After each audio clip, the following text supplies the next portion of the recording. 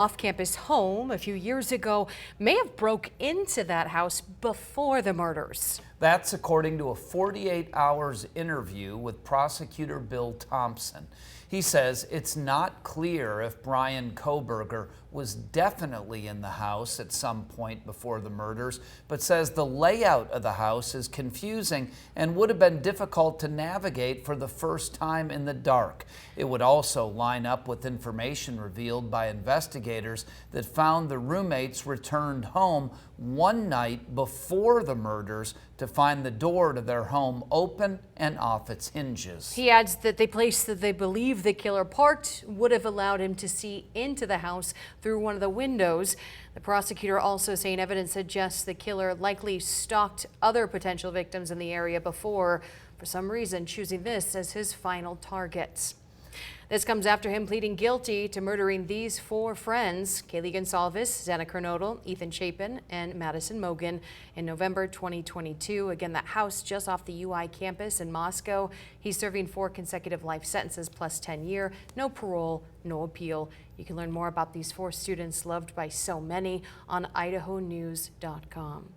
A Kohberger leaving 2 other 1122 Kink Road roommates untouched. One of them, Dylan Mortensen. She saw him leave after the attack. She says she suffers from constant fear and panic attacks now. Her family is starting a GoFundMe for her to help pay to move, for her long-term mental health treatments, and for more safety and security measures. You can see already donors raising over $100,000. You can find a link to this on our website as well. The governor of Montana says law enforcement is working around the clock to find the suspect in Friday's deadly shooting in the town of Anaconda.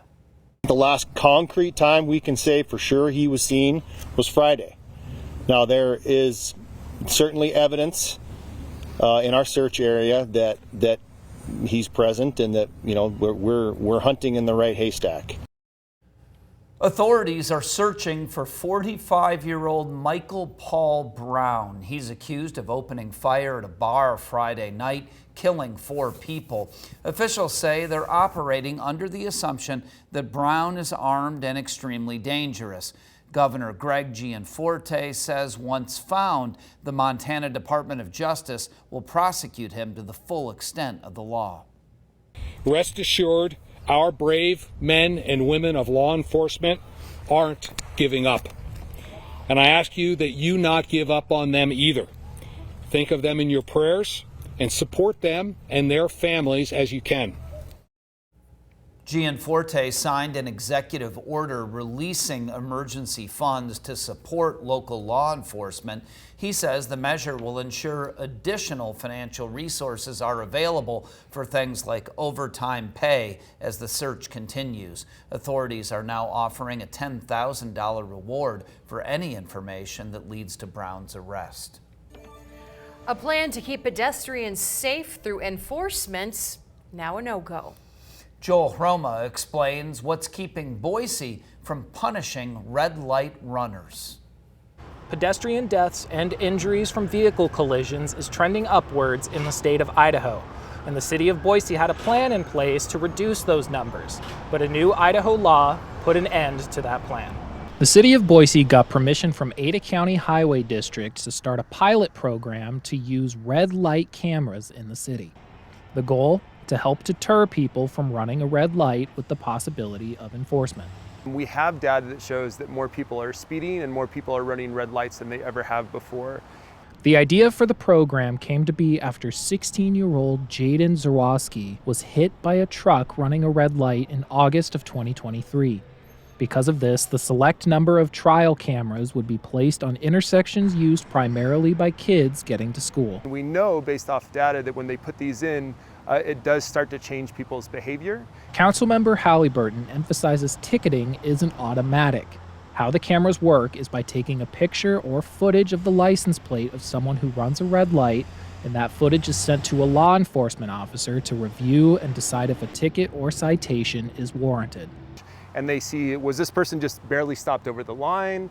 You know, did this person go through on a yellow, or did this person blow through an intersection and clearly run a red light? This last legislative session in Idaho, a bill was passed putting limitations on the use of red light cameras, with Halliburton testifying in front of Congress against the wording of the law. The passage ultimately led to the decision from the city to stop the program, citing the law being too limiting. And they said, nope, you can't use it for this. You can only use it to investigate these higher crimes, but not actually, you know, a traffic infraction. The law does allow for that technology to be used to investigate instances of a hit and run or crimes of that nature after the fact. And what I would say is that that's pretty reactive. That's saying that if something terrible happens, we can use this technology. And we don't want to use it for afterward. We want to actually use it to change that behavior beforehand. Halliburton says the city council is still working on coming up with new ways to help reduce the running of red lights, as it's something people tend to agree on. I don't think that they want to be worried about their kids getting to school, walking or biking. And I think that the holdup is the idea of a camera assisting with that enforcement. With the use of red light cameras no longer possible in the state of Idaho, the city of Boise is looking to find new plans and new ways to reduce the number of injuries and fatalities. In Boise, I'm Joel Hiroma reporting. And we want to hear from you. Do you support red light cameras in Boise? You can scan the QR code to vote along with these people so far on idahonews.com. You can also find this as well. Look for the article of this headline. Most people, 53% versus 47%, are not in support of these cameras. A piece of Idaho history may soon disappear. The Rainbow Bridge on Highway 55, built in 1933, could be removed as part of a state redesign project, and the deadline to speak out is less than a week away. The Idaho Transportation Department plans to build a new bridge just upstream from the Rainbow Bridge, which spans the North Fork of the Payette River. The iconic structure is listed on the National Register of Historic Places. But ITD says its narrow lanes, limited visibility, and crumbling concrete no longer meet safety standards. 3 preservation options remain on the table, ranging between $20 and $50 million, but none would allow vehicles, and pedestrian access may be limited or unsafe. Preservation Idaho is asking the public to comment before the deadline, Sunday, August 10th. Comments can be submitted on ITD's project website. Search for the term Rainbow Bridge. A new digital message sign going up along Highway 55 to help keep drivers safe between Boise and McCall. The Idaho transportation crews start that installation tomorrow in Round Valley, right before the descent toward the Rainbow Bridge. The sign will display real-time alerts for wildfires, traffic delays, and other emergencies because cell phone service is quite limited along that stretch. Do expect single lane closures during the work with flaggers, but not too much delay. Tonight is National Night Out, a chance for communities to build partnerships with police. There are events planned in neighborhoods across our area. The city of Boise has an interactive map set up where you can see the various neighborhoods hosting events. National Night Out gives police and communities a chance to interact and bring awareness to crime prevention. To find the map, search Boise Police National Night Out. Giant balloons across the Treasure Valley skyline, bird's eye views, and fun for the whole family. The Spirit of Boise Balloon Classic right around the corner, and CBS 2 is proud to be the official TV sponsor of the event. Sense of motion. There's nothing that connects you to the ground. It's incredibly peaceful. He was cross-eyed. It's going to be 5 days of this. It's really exciting over Labor Day weekend starting Thursday. We've got Cap Ed Kids Day where they go up a little early and then your kid gets to get in and feel kind of what it's like in a hot air balloon. And veteran ballooner Kurt Bramble says he's never once had someone regret lifting off, even though it can seem a bit intimidating. But for those wanting to stay on the ground, he says it's just as extraordinary. The magic of coming and seeing all the balloons inflate and then the peacefulness that they lift off, it fills the sky with color. The Spirit of Boise returns Labor Day weekend to Ann Morrison Park. Come bring your friends and family to see for yourself just how special it is. And be sure to check out CBS 2's social media to stay updated on what each day brings. Here's a look at your forecast for the Treasure Valley for the day tomorrow. Around 8 o'clock tomorrow morning, we'll see some sunny skies and a temperature of 65 degrees. By noon, it'll be sunny and 82. And by 5 o'clock, it'll be sunny and 91 degrees.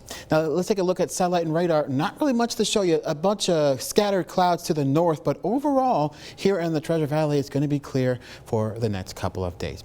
Now, let's take a look at our car wash forecast. Because it is going to be clear, I'm going to give a green light for the day tomorrow, Thursday, and Friday if you want to get that car wash. Now, if you're headed to the Owyhee Mountains for some fish and game, let's take a look at that forecast. So we're going to see a temperature of 64 degrees on Thursday under mostly sunny skies. Friday will be 63 and Saturday will be 67, all under sunny skies.